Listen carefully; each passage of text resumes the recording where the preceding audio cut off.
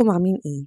طبعا دلوقتي كلنا نفسنا نروح المتحف المصري الكبير، وده طبعا بيحتاج مننا شوية التزامات مع شوية إرشادات.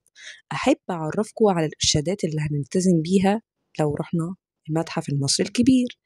أول حاجة، ممنوع ندخل المتحف بشنط كبيرة أو شنط الظهر الكبيرة ونقدر نحطها في الأمانات. كمان ممنوع ندخل بالأدوات الحادة أو حاجات ممكن تكون خطر زي السكاكين والمفكات. وبرضه مش مسموح بالمظلات أو الكراسي القابلة للطي أو الحيوانات الأليفة. أما جوه قاعات العرض، من فضلكم ما نلمسش المعروضات ولا الفتارين. الأكل والشرب غير مسموحين، لكن المية الصغيرة عادي.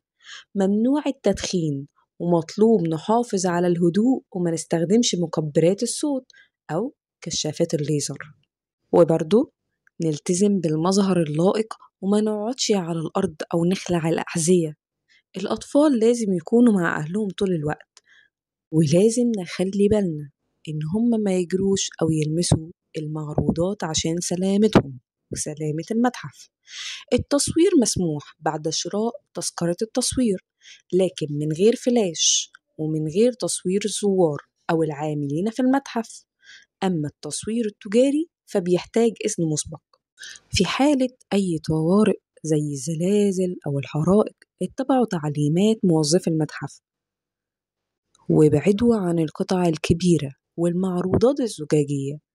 أما بالنسبة لطلاب الفنون الجميلة، في شوية إرشادات أحب أعرفكم بيها. الرسم مسموح بقلم رصاص فقط، ودفتر الرسم ما يزيدش عن 24 في 18 بوصة. وياريت ما تقفوش في طريق الزوار وانتم بترسموا. وبس كده، دي كانت بعض الإرشادات، وشكرا.